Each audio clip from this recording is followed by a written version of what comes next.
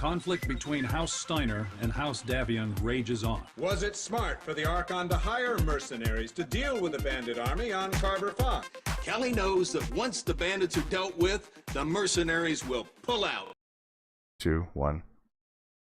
Yeah, okay. Hello and welcome everyone to the First Circuit podcast, episode 42. That's the number I've been given. I hope it's the correct one. Your hosts today are Bida, Blarg, Old Bob, Double Blarg. and me, Ian. Hello. no triple Blarg. Triple blarg. As for topics, we've got a lot to talk about this week. We're going to be starting with some quick news, as usual. Some focused on HBS, some of the stuff happening in Mechwarrior Online, the new Seabill MC mix, some events and sales. We're going to move on after that to the big topic Meccon and everything that's involved in there.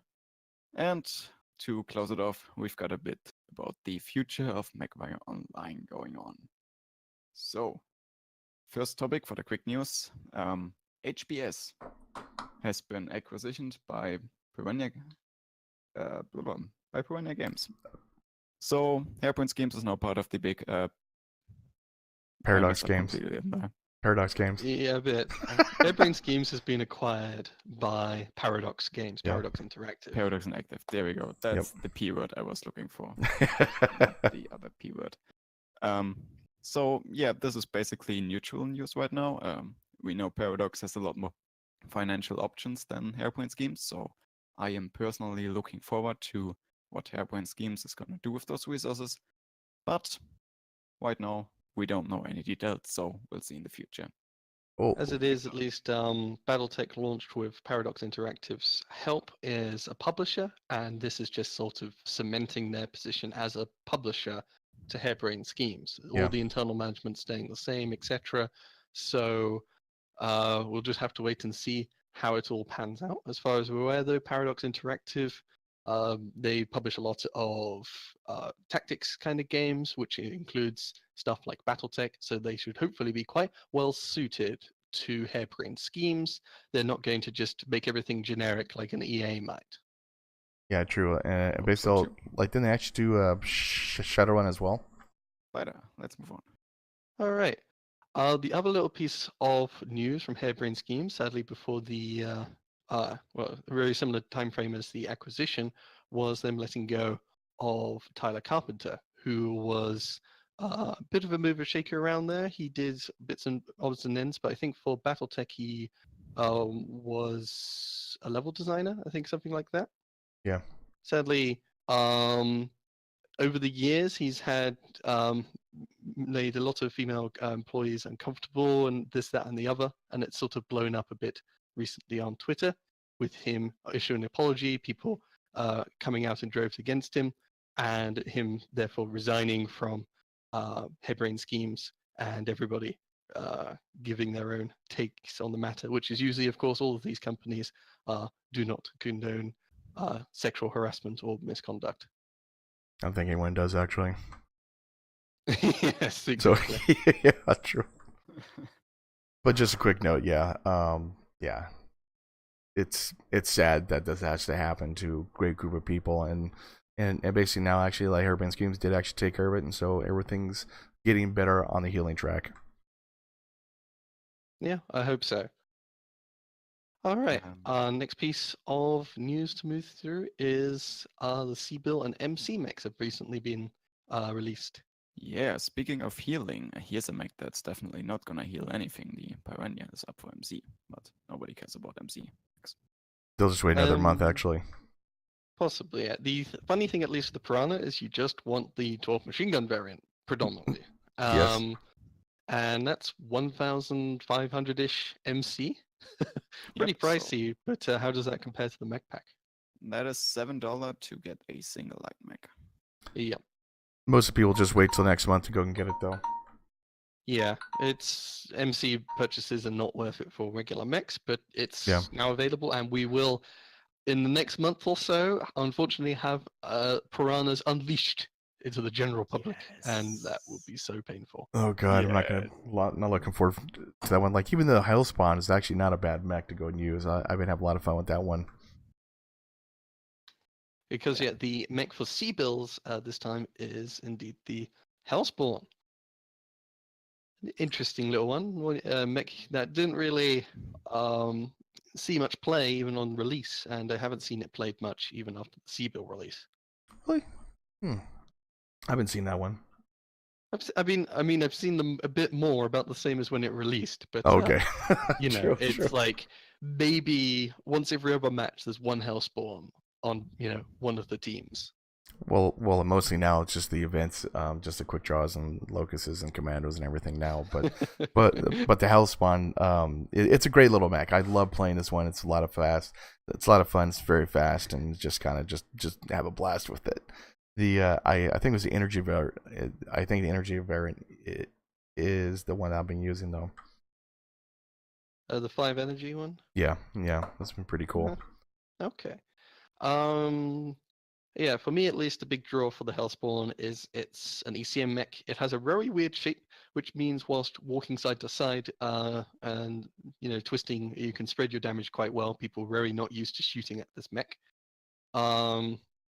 Otherwise, though, it does have a rather wide profile with all its weapons spread all over the place. And predominantly, you have to make a build out of missiles and energy, with it not necessarily having enough energy to be much of an energy boat, other than that one energy variant. Yeah. And otherwise, it not having much tonnage to use all the missile hardpoints. Its quirks are mild, to say the least, with a bit of personality to each one. It's a quirky mech, and I really quite enjoy it, and it's one of my go-tos. But I imagine this isn't necessarily that much of a pug everyday kind of conscription mech. Yes, Ian? You gonna say something? No, I was just agreeing. Okay. And speaking of not everyday pugs mechs, who wants to start the big hornet nest? I'll start the what? Started the big hornet nest of the MechFest of Champions. Oh god. MechFest of Champions, the mech pack bundles.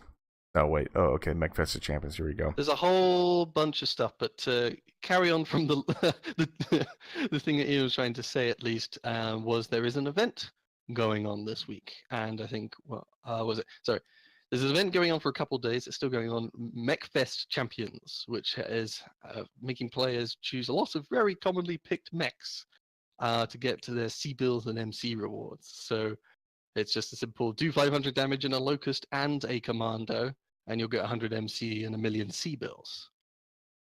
And that's a similar kind of thing for 3 medium mechs, 3 heavy mechs, and 2 assault mechs. So there's a whole bunch of oddball mechs out on the field, ones you don't necessarily see so much. A lot more blackjacks, cicadas, assassins, dragons, quick draws, assassins, victors, and awesomes running around on the field trying to just get enough damage to get the event done.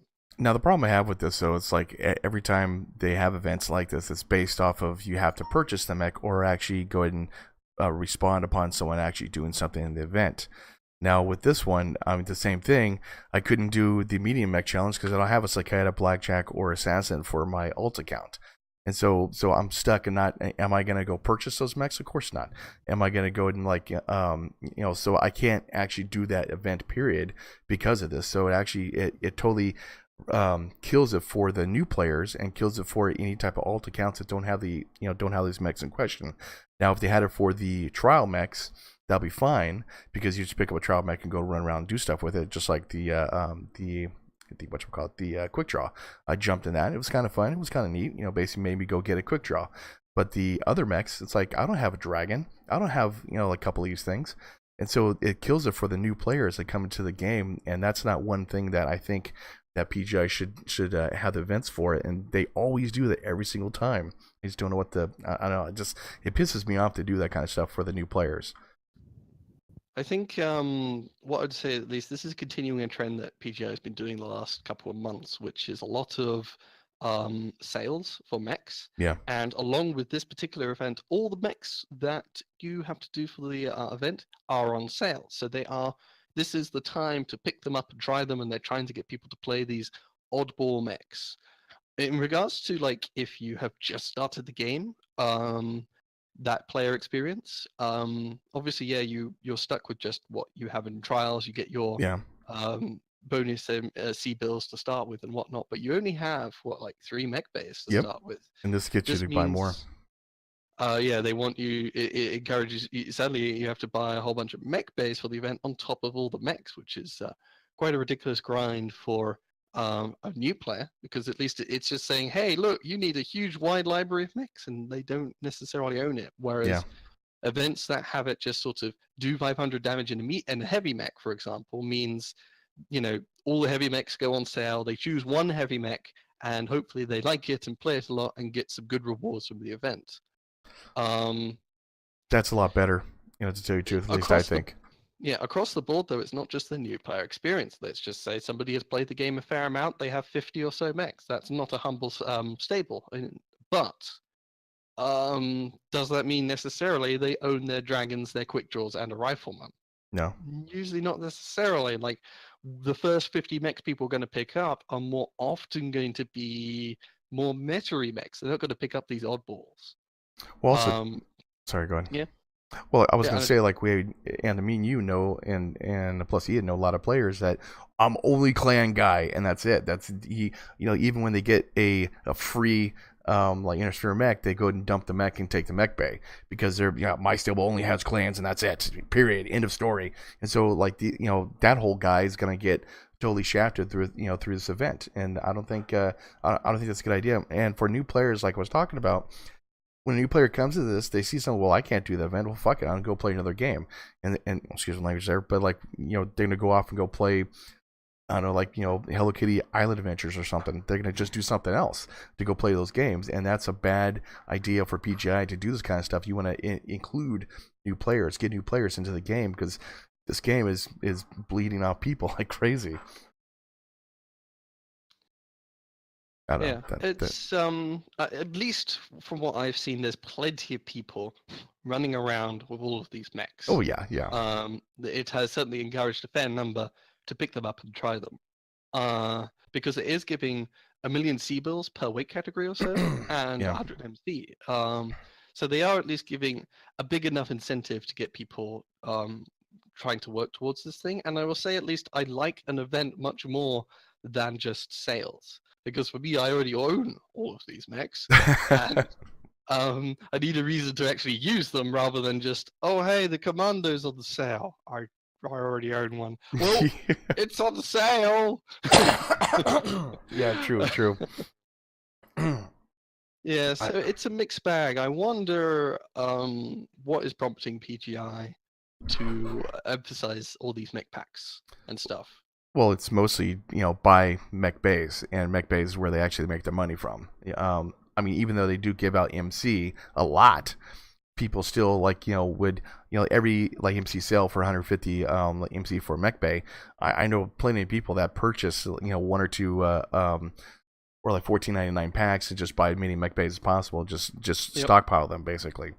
And I think why they actually been having a lot of these sales is because of that. They want to get people because they're trying to get money for Mechwarrior 5, or they're trying to figure out something or do something like, I don't know, better servers, who knows. But the thing is, though, like, I've noticed a trend over the last couple months of just like constant mech packs, constant, this, that, and plus you're getting ready for Meccon as well too, which probably costs a pretty penny to go rent out the space. Yeah, I have no idea necessarily the exact reasons, but there are totally hypotheses. At least for some point would be that with the BattleTech release, there has been a slight influx of players, an increase of player amount of players playing about by 10% each month. So with all these new players, you want to encourage them to stick with the game, so you make the mechs a lot cheaper. With this most recent sale, it's going hand in hand with them trying to get people to play or pick up all the mechs that will be used in competitive, which we'll talk about later. So it is a little tied to that. And who knows, maybe they've done the metrics and seen when they do these mech sales, they're getting way more in terms of revenue than when they're just doing stuff to keep players along. True. Like, we don't know the stats of it, but we're just trying to make things up, I guess. Yeah. The other part of MechFest, at least, is there's a couple things in terms of sales. What is it? I think there's if you buy MC, they're doing the usual. You get an extra thingy offer, which is always kind of mediocre. But there's another thing which is mech bundles, which they've introduced. Yeah, I thought someone actually did a for the mech pack for the mech bundles for the light ones is a good deal, because of mech packs or something like that. Like I don't know what he did or something like that. I forgot. I think it was Aaron Rod that actually said something about it. Aaron Rod said he looked at the light pack and said it's like you're paying 50 cents or something per light mech if you reduce the cost. Like so, to give everyone to start from the top, you can pick 10 standard light mechs for $20, 10 medium mechs for $25, 10 heavy, etc., etc. And you can only buy this once, but it's basically you could buy a whole bunch of mechs for the price of roughly like a mech pack, a little bit more. Yeah. And each of these come with their own mech bay, so it's not being shoved, like you don't have to pre-purchase the mech bays. And yeah, in terms of value, the mech bays have their own associated cost. So this is actually, relatively speaking, for Mechwarrior prices, a fairly good deal to pick up a whole bunch of light, mediums, heavies, etc. And I'll say I way prefer this than the Steam bundles, which were always like really expensive. Yeah. And they like spread out the weight categories, and it was only like 2 special C-bill variants. Yeah, this seems like a completely better deal. I mean, plus also time wise too. I mean, you're looking at a C-bill cost of time ratio cost just to get the assault mech packs. 10 of them is just astronomically high. Like especially if you're not that good or don't have premium time.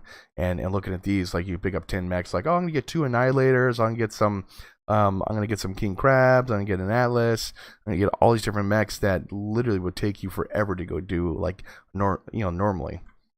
Yeah, I mean, we have way more things to cover this time, and I hope someone like Color Joshi covers it. But like, imagine if you get the assault pack, you pick up 10 executioners, and you sell the lot of them.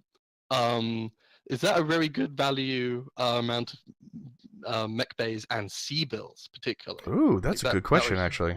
Alleviate your initial grind. That's a good question, actually. Obviously, you want to pick up maybe one, if you really want an Atlas, you pick up one Atlas 9 executioners, but those executioners are going to sell for a pretty penny. Very true, very true. But looks like all the mechs are actually Inner mechs.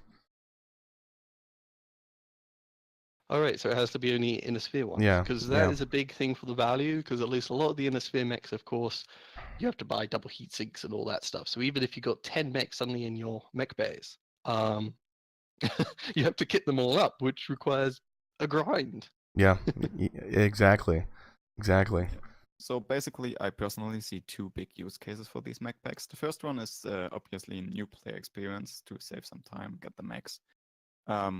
As mentioned, you do have to skill them out, but I still think you can get some really good mechs, especially in the medium bracket, for a fair price. The other use case would be for experienced players that only have their meta mechs in the bay, who now want to play competitive play. Like they would just go in the mech packs, pick the mechs they want, and then they should have the C-bills to skill them out. Mm-hmm.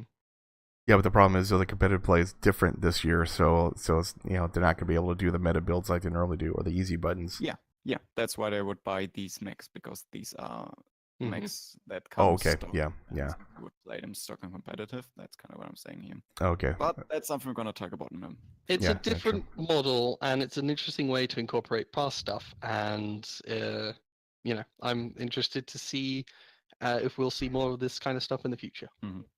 True. I definitely like it, especially the medium brackets. There are a lot of mechs in there. Really Same here. Like, I definitely like it too. Not bad. Right. They did a good job. I think that sums up our quick news. Quick news. How many minutes was that? Half an hour. Half an hour? Quick news? Oh my god. 20 minutes roughly. Yeah. Okay. Damn. And also, during this event, there will be 4 different phases with lots of different mech sales, which is a giant list we're not going to go over. Oh yeah, that's right. I forgot about that. So they're going to make people play even more oddball mechs or whatever. Hooray. Yay. Yay. Okay. All right. So we move on to the next big topic. MechCon. Dun dun dun. They, So- oh, sorry, go ahead. Bob, you're going, right? Yeah, well, MechCon's going to be happening December 1st and 2nd in Vancouver. It's going to be a 2-day event. And what they're going to be doing is in a bigger convention center instead of a little bar that they've been having the rest of them. And I hope this year they actually do have more cameras getting the responses from the audience instead of just like one camera being pointed on stage, one camera pointed at the and one camera being one camera being pointed at the competitor. That's a wife there, but I do hope they actually do something good like that. Roaming cameras, whatever it is, I don't care. Just get some other footage than what they had. But it's gonna be good. I'm trying my damnedest to go to this thing. I haven't got my tickets yet. I want to get the VIP tickets, and I'm probably not going to have enough time to get the collectors. So I'm going to be a standard person in the pit with everyone else. But I do think I'm going to go for 4 days. Kind of enjoy Vancouver, but it's going to be a lot of fun. December 1st and 2nd, and it's going to be great. I can't wait for this. Nice. So for MechCon, there are 4 different tickets versions. Basically, 3 of them are for the people who go there. The standard one, collector, who gets some Swag slight benefits, and Yeah. then the VIP who get a tour of the Piranha Game Studios and some other stuff. which To sold really out big in like 10 minutes. But yeah, go on. Yeah, which Well, immediately so, sold out. I mean, To really basically, big yeah, thing, sorry, I was just saying, standard ticket $50. You go to the event. Collectors, you pay $90. You get a swag bag and early access to the Mechwarrior 5 pods. That's the big difference. Yeah. And A those t-shirt, are that's also fine. the thing that I kind of want to talk about real quick. The Mhm. Mechwarrior 5 Super Pod demo. I don't know if you guys have actually seen them, but apparently Piranha Games is working with some of the guys who maintain the original Tesla 2 Mechwarrior pods from the FASA and Active Centers. Yeah.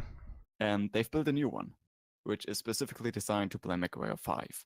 You're With a kidding. completely new layout, with a HOTA system, with custom key sets, and so on. And I am super looking forward to seeing pictures and footage of that, because I am totally gonna crack open the building plans for that, and I'm gonna try to build my own. That's cool. Well, Yeah. I There's going to be definitely a lot of people looking to play the pods, and there's only going to be so many, a lot of people there. Yeah. So it's going to be a huge queue, is my guess. And that's why, at least. About 250 people are estimated to be able to play those pods during the event. Oh, really? Oh, wow. Out of the 1,000 or so that arrive.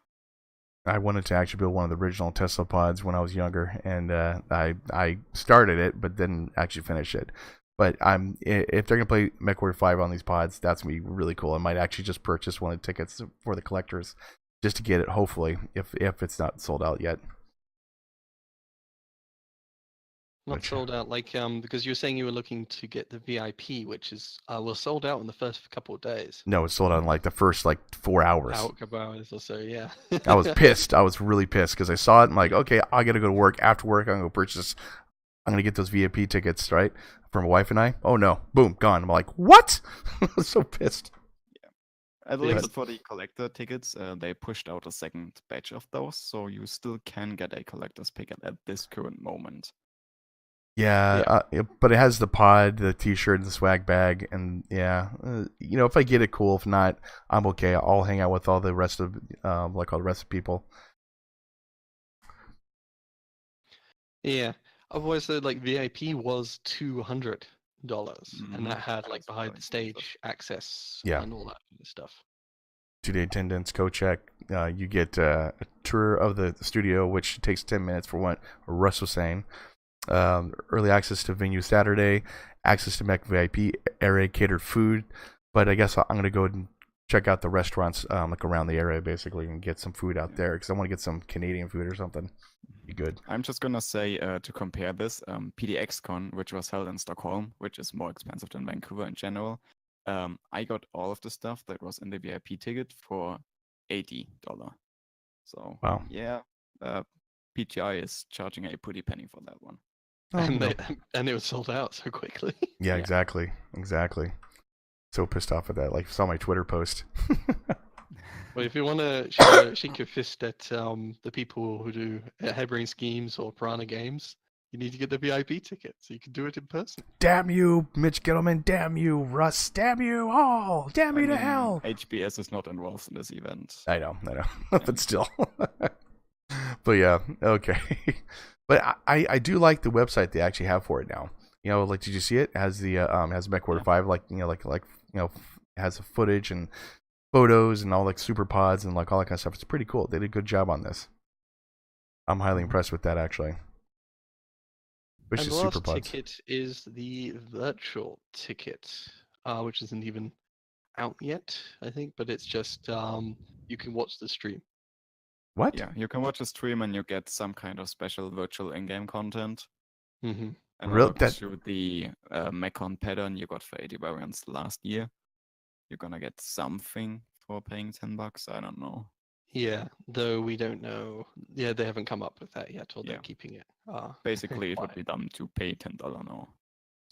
Yeah, and the thing is, I feel at least with this, well, you can't even pay it right now, but with the virtual watching thing, that feels like it should just be rolled into the other thing which they're doing, which is the tournament supporter pack. Yeah. Yeah, Mhm. that's what it should be. Why are they charging to watch stream? That doesn't make any sense. If you support the tournament, you might kind of want to watch it at the end. Why do I have to pay twice? No, the whole thing of like, so like, if you don't purchase this, you can't watch MechCon. No, you can Well, there's still going to be watch it. people streaming, restreaming it and whatnot anyway. Yeah. So the virtual ticket is just for the Mechwarrior Online in-game content. Oh, okay. Okay. Okay. But yeah, for some reason it's separate from the supporter pack, which gets its own benefits and stuff. Yeah. So to wrap up with the tickets, they are slightly on sale. They knock off $10 before the 31st of July. Not bad. Yeah. So it's if you're thinking of going, you have this month and next month to get scrap all your money together and afford the ticket, and you'll save a little bit of money, just a little. Get your hotel rooms quick too, by the way. Half a light mech pack. So the tournament pack, the supporter pack for $10. Have you heard the sounds for them yet? Nope. Yeah, in fact, I haven't actually heard anything for them. The 10% boost for C-Bill and XP. Then you get a tournament theme standing, mounting, and hanging copycat items. Benefactor decal, which I have one from last year. I haven't used it yet. And the tournament supporter titled The Benefactor. And tournament theme badge for $10. Now, this is actually worth it, though, if you have I think it was like 90%. You could have the premium time, the mech itself for like 30%, like Hero Mech, and then this. I mean, that's a good deal, if you're trying to actually make some C-bills. So all the titles, random bits of tat they throw into the you can put in your cockpit or whatever. It's all kind of But the bigger draw for any of the supporter pack, just like last year, was you get the boost to all your XP and C-bill earnings, and you get a whole bunch of extra C-bills and earnings from events. So if you're a person who's playing the game a fair bit, and at least you come back for all the events, you're getting a good return on investment. Mm-hmm. I mean, I like it. Like last year was great, man. Saved so much time. This year it's not as good as last year. So this year you get 250,000 C-bills for each in-game event you complete, whereas last year you got on average 1 to 2 million per event, in addition to the regular rewards. But it's still a good value. And there's times like it gave double the reward. It's like you get a Warhorn with this. Well, if you're a supporter, you get another Warhorn. Basically, it's the same rewards, but it's another one. You double it. Yeah, I just remember that one event where I got 6 extra million C-bills just for having the pack. And I was super mad that I didn't buy the pack. Yeah. Oh god, yeah. And they're going to, as we mentioned, give some kind of reward like the camo scheme, but we don't know what yet. Hopefully, it's a very fancy badge that I will forget about. Or a title, because we all wear our titles so proudly. I don't even look at titles anymore, man. It's like, what the hell? They need to change that too. They need to do something with that. Because like I don't really care if like you're like what's some of the titles that they have. Like this tells you how much I pay attention to the titles. But like what type of title do they have? Like Firebrand or something like that? achievements. Yeah, They're it's not just all like that no one really fancy. cares. The only title I care about is the founder title, which Yeah. is the one I'm sporting. So, Well, there you go. True. So what's next on our agenda? I'm just one thing is about on the about section, just to cover all the bits and pieces that will actually be at this con since we're talking about it. As we Okay. mentioned, yes, there's the Mechwarrior 5 Superpod experience things. Only so many people are going to be able to get into those. You pay more to get there sooner. It says Mechwarrior 5 single player demos available for all attendees. yep. That's going to be separate computers, that you can play it on. Yeah. Obviously, there's the championships. Woo, that was fun. Yay. Same map. Solaris 7 demo stations, 1v1s and 2v2s. For prizes. That's not bad. Mm-hmm. So you can take part in those competitions. They'll do, of course, presentations on Mechwarrior 5, new stuff to MWO or whatever. A Battletech. It says developer talks from Piranha Games, Harebrained Schemes, and Catalyst Labs. Yeah. So that was why at least I was under the impression that there would be some Harebrained Schemes presence. So they'll talk about Battletech and maybe the DLC or whatever coming out. Probably so. They're Yeah. definitely going to be present. Developer meet and greets with autograph sessions. I might bring if I can find one of my old Battletech books, like the first ones, like the reading book. Like what's that one? The first book that came out. Crap, I don't even have it like around here. Decision at Thunder Rift for the novel. I'll bring that one, get it signed. Like why not? But yeah, man, that'd be kind of cool to go get it signed. Absolutely. Can you send one for me? Sure, man. Like I'll bring a whole box full. I completely forgot to bring my novels to be the ExCon. Oh well. Merchandise, prizes and giveaways, which is kind of cool. Like I know they had merchandise is going to, of course, be they have to do their own Sun Spider T-shirts or whatever because they don't have the license to use any of the the designs. At least they didn't last time, right? Yeah, they didn't last time. Like probably Harmony Gold would actually like drop their lawsuit or something, or lose. Hopefully they'll lose. I think that was being settled in the end, wasn't it? But I haven't heard the exact details. I think it was only for like Harebrained Schemes, though, to tell you the truth. Yeah, Harebrained Schemes was already in the clear, but I thought Piranha Games is going to pay some money to get rid of this problem. It's like get away from us. You're nuisance. Buzz off. Here's some money. Go away. Prizes and giveaways. Then you have MW, Twitch, and YouTube personalities. I don't know. I might be in that. Hopefully. Hopefully I'll be on there. Meet fellow Mechwarrior and Battletech fans, which is obviously that's going to be everyone there. And Battletech Tabletop. Now, I'll be playing some of those games. I'll be in fact, I plan to stream during that too. Like I'll have my phone and go and stream some stuff for you guys and say, hey guys, how's it going?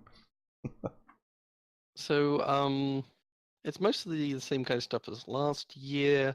I'm not sure there was so much, like, obviously, Mechwarrior 5, you couldn't play there. There's not going to be a Mechwarrior pods, so that's an addition. And I think Solaris doing the whole competition thing as well means there's a lot more stuff to do there, whereas I feel like the first year was sort of, you go there and you sit around and watch the competitive people play and watch a couple of trailers.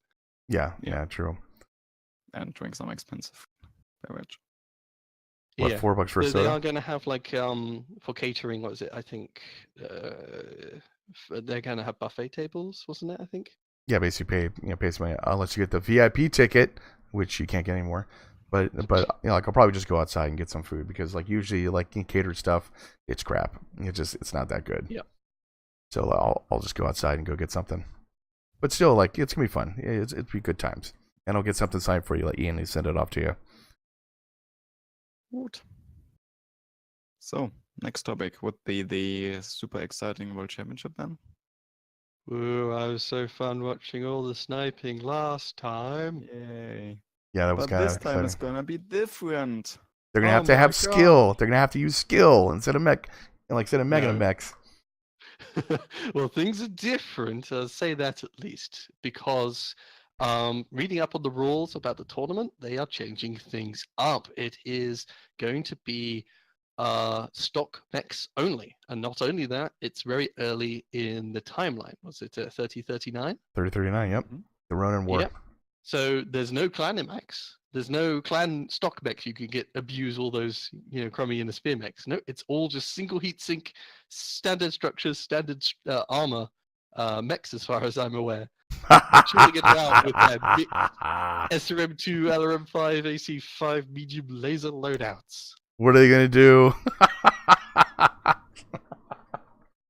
Oh god, RJ had a conniption fit on one of his videos about this.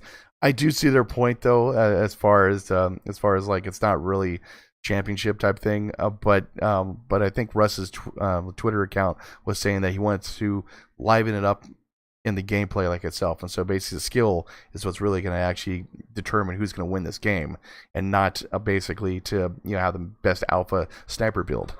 So it's going to be interesting. In Russ's Twitter, he said it's getting a bit samey, guys, and I can't necessarily disagree. It was boring. It was really boring to watch. Yeah. This is going to be interesting. Also one more thing that's going to determine the outcome of the championship, which are skill tree and consumables. And quirks. And quirks, yeah. But on the Russ thing, just quickly, he also said he thought it would appeal to a wider, beer drinking audience, rather than the very brilliant sniper fest that we got to enjoy the last 2 times. I mean, I'll watch it, drinking beer. I have no problem with that because I love stock builds. I love that kind of stuff. So it's perfect for me. I'll watch it and just see like the teams just falter, but it'll be fun. I like having the mechs not having such ridiculously high performance with the stock builds, meaning the fights actually take a lot longer. It's not so much, one with one really powerful alpha strike. Someone walks around the corner and, 3, sniper builds, just churn off his armor, and, that mech's basically out of the fight. With stock builds, there's not very much that can do that at all. But you will see, though, a lot of stock mechs will be used that have like armor quirks or structure quirks and stuff like that. You will see a lot of the same mechs coming out constantly instead of like like the whatever like dumb mech that's out there. Like I don't know what other dumb mech is out there, but you will see like the same mechs come out there. Like Dwarfneck can take on a whole lance of the mechs, just by himself pretty much, and you will see that kind of stuff going on. Yeah, not all stock mech builds are created equal. And not only that, of course, not all mech shapes were created equal, so they were given quirks. But now everyone has regressed back to whatever builds they happened to start with. Yeah. So if you think of a mech like a Warhammer, it has lots of really high mounts, and therefore it doesn't necessarily get much in the way of quirkage. Whereas a similar mech, like an Onion or whatever, has loads of quirks because all of its weapons are really low. But with stock loadouts, the Warhammer has like 2 PPCs, some medium lasers, and a whole bunch of other hot stuff. It's gonna cook itself, after a couple of alphas, if not the first alpha. I think the first alpha, to tell you the truth. It's gonna be interesting. It cooks itself in the first alpha, and it takes forever to cool down. The Onion, on the other hand, has heat reduction quirk, so it can fire longer. It has a DACA weapon. It has, a really good LRM launcher, and because it was a terrible shape, it's got crazy amount of armor. And even the Atlas has Lerms, so they're going to have to use Lerms during this game. Yeah, but my point is, at least with quirks, some mechs have way better quirks than others, and some mechs, of course, just have way better builds than others for, this first-person shooter environment. So yeah, there's clear winners, or at least there's, going to be clear winners and losers. Though, who knows exactly how this will all pan out, because at least to some degree, if you can get a whole team together, or with AC-20s, that's going to have a lot of combat power. Yeah, true. At least we are not going to see the same Atlas 3 times, because you can't duplicate a chassis. So they'll have to use 3 different Atlas. Oh, hold on, they can't duplicate chassis? Mm-hmm. Yeah, you can't duplicate chassis. You're kidding. Oh my god. Yep. Before it was like, you could only have a maximum of 2 of each chassis in each weight category or whatever. It's like, well, okay, 2 Hunchbacks, 2 Supernovas, 2 whatever. It's like there's a lot of duplicates. It made competitive even more boring to watch than it already was. Yeah. With this though, you can't just build your team around 2 AC-20 Hunchbacks, 2 AC-20 Victors. You can, if the Victor's good, you can only take one of them, and they have 480 tons restricting them. That means basically each player has on average 60 tons to play with. but you can only have 3 of each weight category. So you could go with 3 assaults, 3 heavies. I don't think you could probably do 2 lights, but yeah, I need to calculate all that. That's gonna be interesting though, to tell you the truth, to go watch, because I would actually love watching this though. I would actually sit down during the whole con and just wait to watch this. The other one was just boring as hell, but this one is gonna be skill, and this is what's gonna really determine who's gonna win the game, and not just we'll also like probably pick your mech as well too, but skill in general is what's really gonna win this tournament. Yeah, but also Perhaps. skill on how you place your airstrikes, because that's a thing here. Airstrikes, artillery strikes are still allowed. Oh god. And given that we're playing stock mechs, which usually have garbage armor, like those consumables will be a lot more powerful than in quick play. That's the Very thing true. that this has me is worried. that is the big letdown for me. It's like I would have said with previous comp play, the one thing that they needed to do was just remove the damn magic items, because then it actually does become a game of skill and play and counterplay. There's no more with even with these really good, fully armored up mechs. If you hit someone with an airstrike, that could do like 40% of damage. It could do a lot with arty strikes as well. So you just need, that was what competitive was full of, was not just people getting really good sniper shots in. It was lots of trading going on at long range. It was also them chucking airstrikes at each other, and mechs would be horrendously crippled if they walk around a corner and get a bad snipe on them, or if they walk around a corner and walk into an airstrike. Exactly. And I get it. It's kind of, ooh, look at all the explosions going on, but it's not really about the mechs brawling it out or, tactically playing with each other. It's both of them throwing fireballs at each other. Flamethrowers. And yeah, with the stock mechs, a lot of them are going to be they're not going to be fast. They're not 80 kph clan mechs. A lot of them have really crappy engines. Oh yeah. So strikes, my guess at least, is strikes have a big part to play. But not only that, a lot of stock builds have really crappy heat management, but you've got mana potions. That just alleviates all of your heat management problems, at least for a short while as well. So True. You're talking about skill, Bob, but consumables are still in the game, and consumables were the biggest damn problem in my mind to the legitimacy of skilled play in both just pug play and competitive. Well, it's a huge factor though, basically, as far as like most of the time you see the alpha strike meta super duper builds come out. It's not much skill like involved in, and so with this now, you're actually, just like you were talking about, you're looking at low armor and like a small engine, firepower, heat management, and everything else. So you actually have to have skill in managing all these different things instead of just alpha. And this is like, you make one mistake, you're gonna die. Your team, you're gonna let your team down. And this is one of the things that I think is gonna just set this off to the roof of people wanting to actually go watch this. Well, that's what I'm just saying there. At least, the thing is with these huge alpha builds is they are able to pull out the stocks in a desperate situation where a brawl is going on, because they have a mana potion, they have a cool shot. Yeah. So it doesn't really matter about your heat management. Just click the button and keep shooting, and they still get hearts and they have to wait for the cooldown. But it's just heat management was cheesed by cool shots, and now because heat management's more difficult, you cheese it with cool shots. It's still not a game of skill, in my opinion, and it's still not that legit, because it has got these quirks, these skills, these consumables, all of which are just messing with the balance all over the place. But it's gonna be better though. It's gonna be much better than what it used to be though. Basically as far as like the heat management for like all the different mechs in the tournament. So like, they have mana potions, they got those cool shots going on. Don't get me wrong, but literally it's not gonna be as effective as it is with their alpha builds with the super duper heat management and the cooldowns and all that kind of stuff. Now it's like they have really bad mechs to use with the cool shots, so it's not as effective as it was before, and this is what's going to make all the difference. Yeah, it just changes completely how these mechs play, because if you take out like a Kintaro has a crazy amount of armor on the front of it, and it, whilst as a lone 5, it has a whole bunch of SRMs. It's a really specialized mech for close range. Yeah. The thing, though, that balances it if you play it at Battletech is, of course, it fires a couple of alphas and it gets really toasty. It's only got 10 heat sinks to start with. Yep. But with the cool shots, that isn't actually a downside anymore. With artillery strikes, you just need to land a lucky strike on that Katara, and all that fancy armor doesn't mean so much anymore. It falls apart in the fight.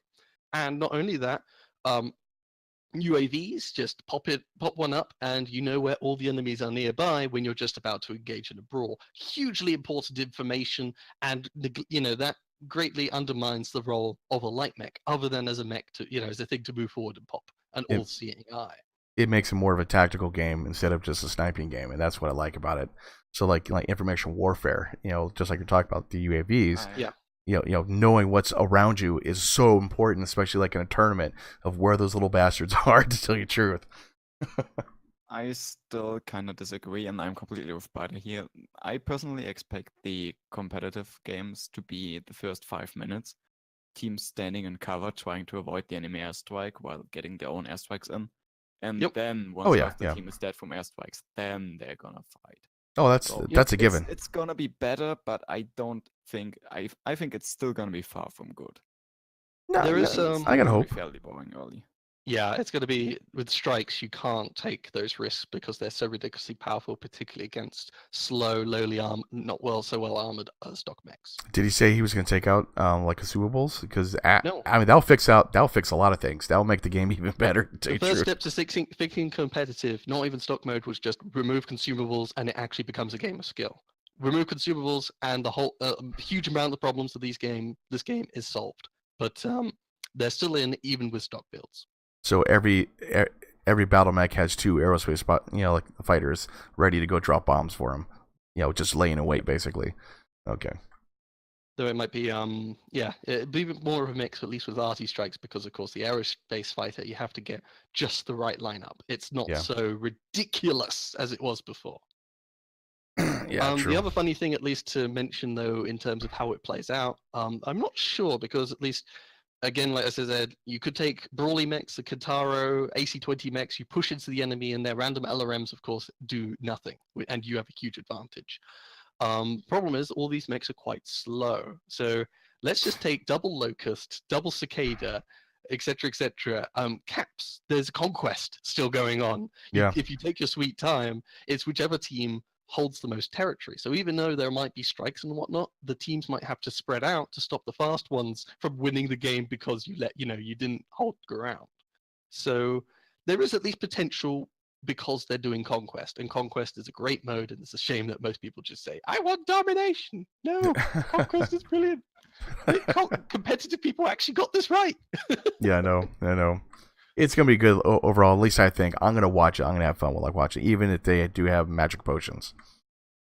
I'm still really curious to see how it plays out. It's different from just playing every day in a group queue where it's like, oh, they got the meta mechs. I wonder what they're taking to competitive. Oh, look, meta mechs. Oh my god, it's so different. It's so fun. But all the all the comp players, they're really kind of pissed off about this, though, to tell you the truth. Like RJ is one of them, and a couple other ones that I've been looking at their Twitter feeds, and it's like they're pretty pissed. Yes, which is the best part of this. Oh boy. In terms of trying to foster a competitive scene, this is quite a funny twist, because at least the people you've been fostering are playing a very different game from what you're suddenly putting them into. Yeah. But at least now we can laugh at them and say, hey guys, you got to adapt. You got to play a totally different game. It's not just doing the same thing all the time. Exactly. So before we leave here, can I just mention one more thing? If you look at the table where all the chassis are that are allowed, they're not lined up correctly. This is bothering me so much. Why is the first column a different length? One other thing too, there's no clan mechs. Well, of course, it's early in the timeline. Yeah, it's 339, and that's gonna really affect a lot of the people because they're used to having the double heat sinks or the XL engine that actually doesn't get destroyed. Yeah. They're used to all that kind of stuff. Yeah, because if they had the timeline further forward, even if you said only IS, there's later variants that obviously have the endo steel and the XL engines at a bigger payload. And those, whilst they're more fragile, are of course going to be at least more shooty and therefore better for, good players to use. Yeah, true. It'll be interesting. I'm gonna definitely enjoy this, man. It's gonna be good. I am at least a lot more interested in seeing how this all plays out. And seeing a different meta than what I'm kind of bored with at the moment. Yeah, exactly. Cool. But yeah, if Russ is listening, get rid of the fucking consumables. They ruin everything. Get rid of mana potions. Okay, so what do we got next? We got the roadmap. Oh boy. All right, yeah, so that is MechCon, and PGI has also released a roadmap for the next few months. When I looked over it last, it looked like for June, July, and August. Yeah. Most of it is fairly, wasn't it? It's fairly, it's mundane. We're releasing a mech pack. We're going to update some looks of the mechs. Retrofits for the guns and the mechs.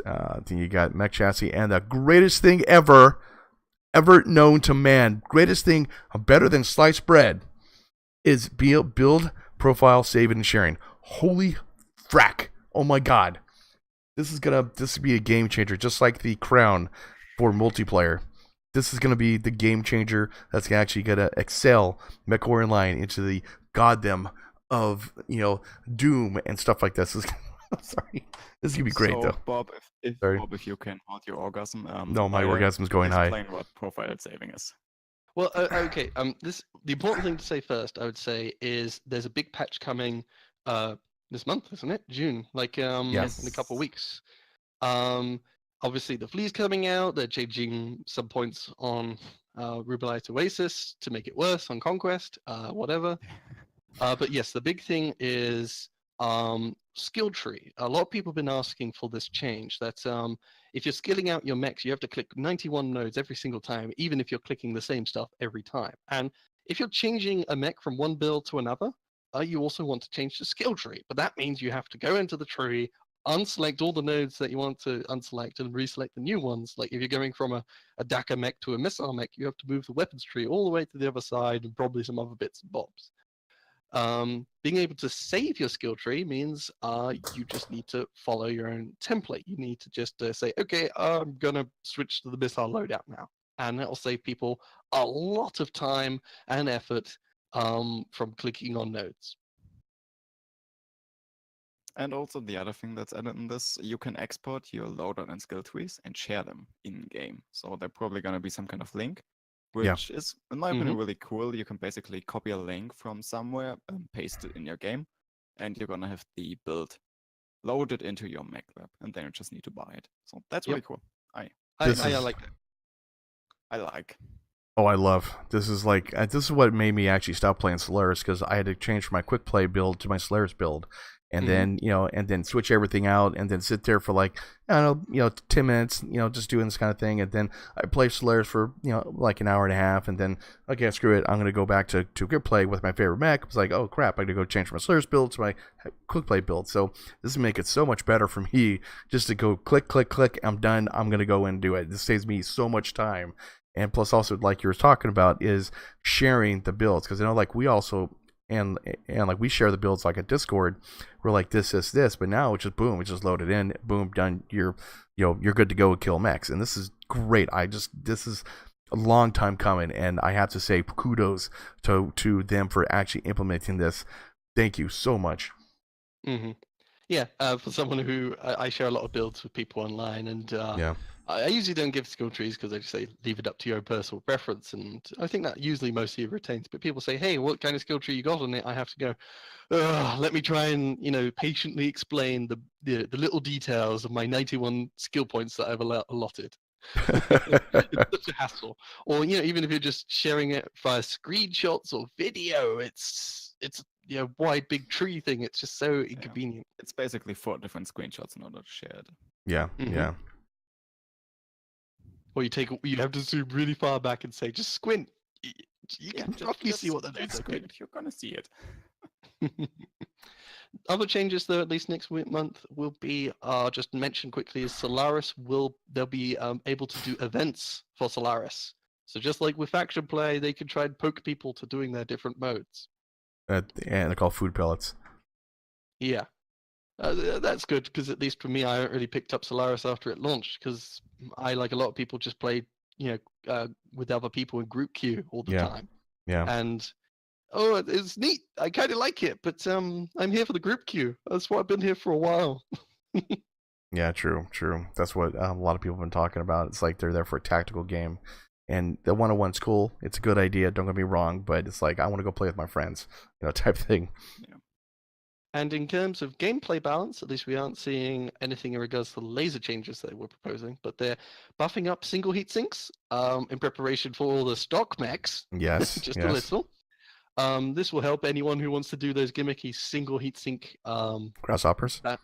Grasshoppers like my one, yes, the old Bob. Thank you. And the other interesting one that affects all the mechs will be changing the ammo per ton for autocannons and missiles. Mm-hmm. Have you heard like what they're gonna do for it? Like a 1.5 or 1.2 or something like that more? So I think they're upping the amount of ammo in them, which is something that's been kind of needed for a while because the issue with equipping SRMs or a lot of the DACA cannons has been ammo per ton or damage per ton even. Like if you equip AC2, each ton of ammo only gives you 150 damage potential, which means if you're planning to do a long fight where you're spamming a lot of ammo downrange, you need to pick a lot of ammo to be able to feed that thing, which means a lot of times people just don't bother with a lot of the DACA weapons, AC2, AC5, AC20. Particularly like the Innisphere AC20 is, not exactly got much love right now. Yeah, and there's not much reason to pick it, at least because you have to take so much ammo with these things to be able to use them for a reasonable length of time. So, just upping the ammo amount. This has been something people have been suggesting. When people talked about the unfunding of MWO, they said let's just make it so all the DACA has at least the same amount of damage, like 200 damage per ton, at least, because the AC10 has that, but not the AC2, the AC2, AC5, etc. So why take the smaller ones? The smaller ones are way more ammo hungry. I think I take a lot more ammo than I should, though, to tell you the truth, because just in case I never would be in a situation where it's in there like I have no ammo, can't do anything now. I never want to do that. Yeah, and now you can take out 1 ton and add an extra standard heatsink, which is more efficient. Oh yeah, definitely a standard heatsink. Yep, exactly right. Yeah.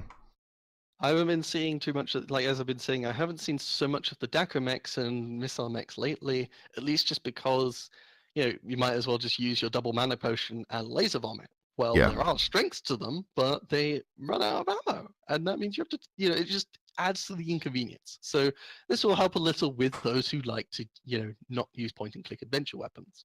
Point-and-click adventure weapons, nice. And so we got July.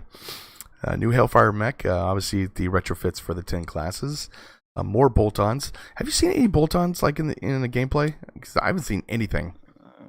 I've seen 1 or 2 on Solaris. I haven't seen them in quick play. Yeah, basically quick play. I haven't seen nothing, man. Oh well, I thought that was gonna be like Armageddon for like BattleTech, but or like Mechwarrior, but I guess I was wrong on that one.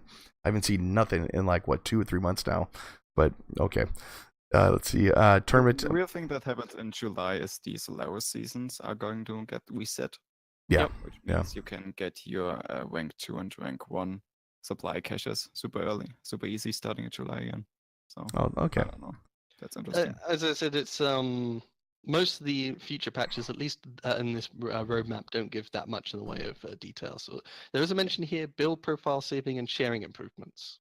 So they're going to just tweak the skill tree stuff that we talked about. Let's be completely honest. It's PGI. That feature's going to be buggy as hell when it shows up. Yep. Allowing players to try imported mech loadouts using testing grounds. That could be kind of cool. I kind of like interesting. Yeah. So it's just minded. They're slowly working through all the mechs, giving them their bolt-ons, their 30-60 weapon tech, and there's a new mech every month as always. So the roadmap beyond next patch is sparse on details or planned actual changes. Yeah, definitely. Yeah. August, Vulcan, bolt-ons, retrofits. They're finally actually getting like all the mechs out, so that's good. Yeah, cool. Okay, yeah, not bad. Not bad. Like roadmap, the best thing next to sliced bread. I'm kind of happy about build sharing, so I'm good with that. If anything, biggest just thing that is the build sharing. Yeah. And I'm looking forward at least to the weapon changes to ammo amounts. Make them a bit more viable. Yeah, true. I like using AC2 mechs. The small size means you could do Endo and Pharaoh on a lot of mechs, and people they're not used to fighting AC2. But it is always a pity. I'm like, okay, I need to pick 8 tons, no, maybe 10 tons of ammo, just in case. Okay. So, is that for the roadmap? That's it for the roadmap, I think. Okay. Which brings us to the last thing that kind of made some waves on Twitter as well. So Paul posted a poll in the forums whether Mechwarrior Online should switch back to quick play. He immediately shot another tweet saying they're gonna look at this poll, but this poll is not going to decide whether they're switching back or not. Just giving them It's indication. Still a interesting discussion. So currently it's 50-50 on whether people want to switch back. No. There's no 48.19%. The no's are winning. Thank God. So initially, when the vote launched, there was a yes. So yeah, instead of doing 12v12 and quick play, do 8v8 and quick play, and yes for 8v8 was out ahead. But now things equaled out a fair bit, and the no's have it slightly. And 12 versus 12 for faction play, which is going to be interesting. I don't want to have it be 12 versus 12 for faction play myself. Well, I think faction play is 12. Like the changes is at least because for quick play, the argument. Well, only though that. Okay, so to cover the whole argument, at least is from their perspective, they're saying if you do 8v8 and quick play, you can do much faster matchmaking. You can make it hopefully more balanced to do better public PSR ratings, and the game will have better performance because you're not having to load in as many mechs and builds and paint schemes, etc. So in the case of like a dwindling player base, making sure people still get matches quickly, making sure people have good performance when playing the game, it all does actually make a fair amount of sense. And it does. 8v8 will play differently to 12v12, at least for those who don't necessarily want to be at the big, huge engagements and it be a bit more personal. Your personal input will have a huge impact on the team, or at least it will be an 1/8 of the team rather than a 12th. That is more attractive to them. Well, the problem is though, like you have one disconnect, and literally like instead of a 12 versus 12, one disconnect. It's not as bad as an 8 versus 8. So one disconnect or one guy running around doing whatever he's going to be doing, or having a bad meta build or bad something else. The salt is going to be increased. Basically, you're going to be sitting there, and the effectiveness of your team is going to be drastically reduced. And so, like an 1/8 of your team is now gone, because he got disconnected or he's running off and doing something. So you're looking at it's just the gameplay. I think is like I said, it's gonna be quicker. You can get in games a lot more, but you're looking at a lot more effectiveness of one person being effective in the game, and the salt is just be astronomical. Yeah, and another thing that Paul mentioned that I feel is worth you mention here, there are more drawbacks to 8v8. It would mean for them to change up the UI, which would be probably a good thing, but also the matchmaker economy, game mode adjustments, map adjustments, etc. Matchmaker economy? It would be a lot of effort for PGI to actually switch back. In 12v12, there's a lot more components for you to destroy, kill assist to take part in, etc. Oh, okay, yeah. So your effective C-bill earnings will go down because you're doing shorter matches and there's more time in between loading into matches. Yeah, true.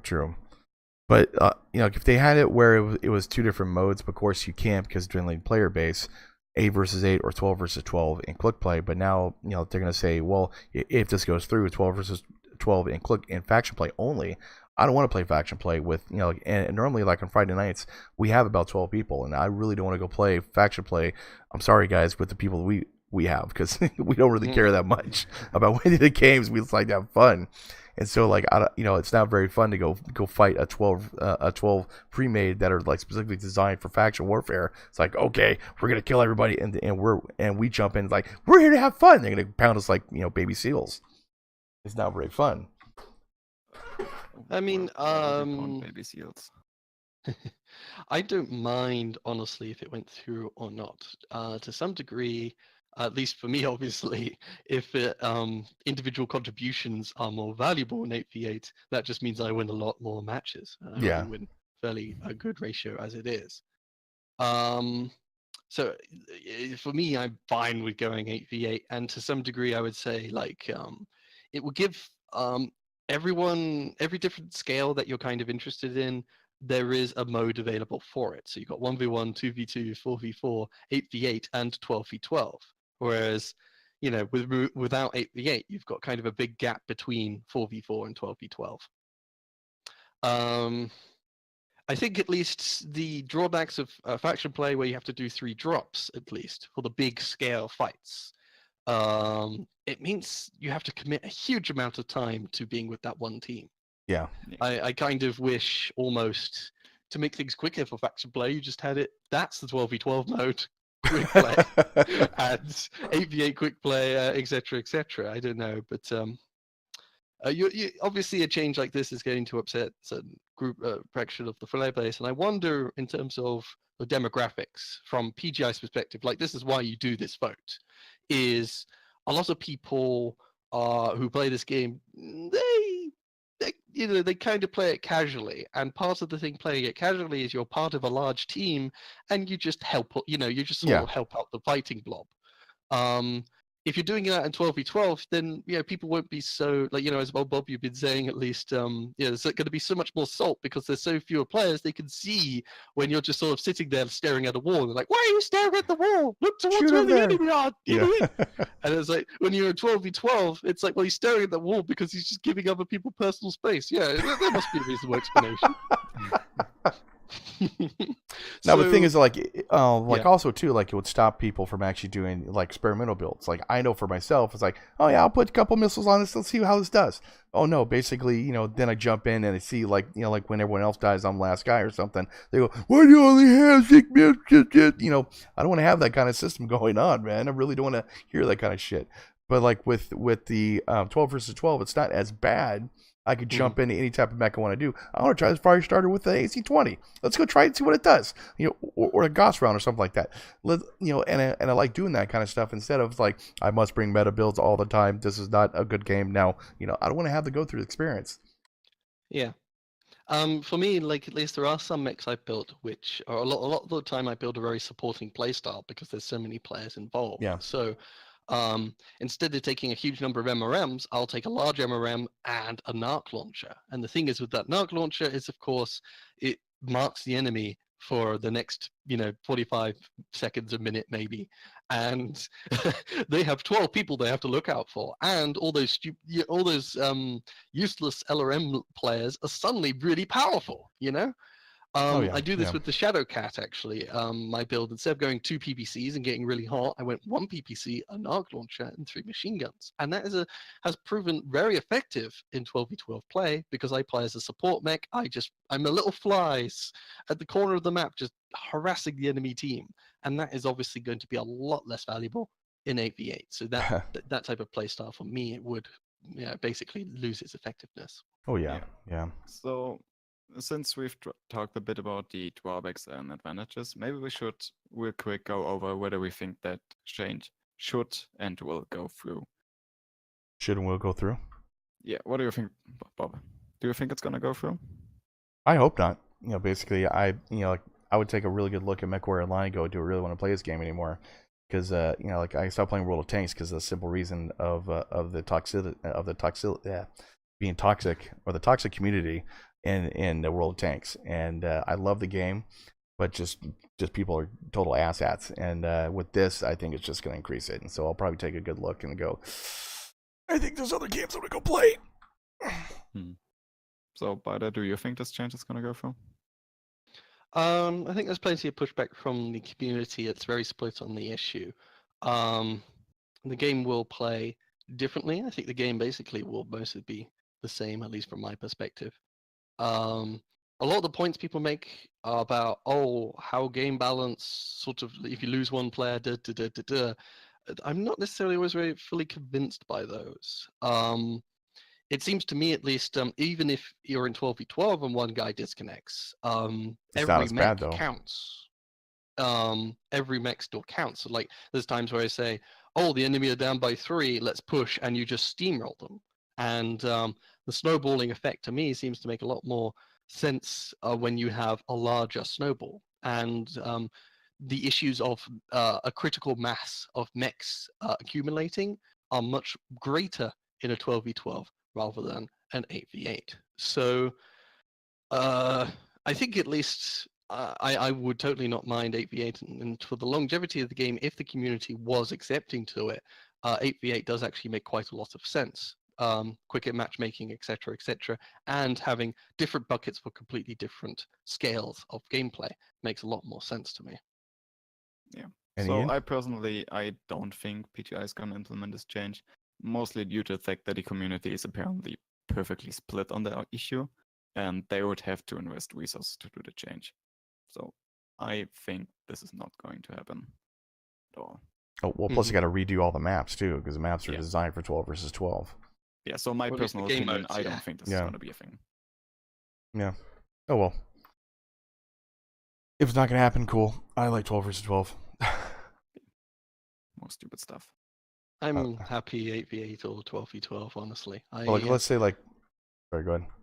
Yeah, it's a pity though. At least, as I said, you do faction players just 12v12, and quick relay drops now is 8v8. And for me, that's like, I could do 8v8s and try a different playstyle. That'd be fun. Yeah. Well, like, let's say basically like, oh my God, Biter just disappeared. Now we're 1 out of, we have 7 mechs now. So like that's a huge gap. If something happened, like say. If Biter disappears, we've lost the game. Period. I mean, yeah, it's like, oh no, old Bob has disappeared. Don't worry, guys, I'll win it for you anyway. Exactly. See. Okay, I think. And that would be, at least for me, that's kind of the fun of an 8v8. Whereas 12v12, I have a much larger wall of mechs to defeat personally. Okay, I think we're done here. Okay. All right, everyone. This was interesting. You have been listening to the First Circuit podcast, episode 42. Your hosts today were Biter, say goodbye, Clark. Old Bob, Hello. and myself, IanDresarie. Goodbye and see you around. See you later, guys.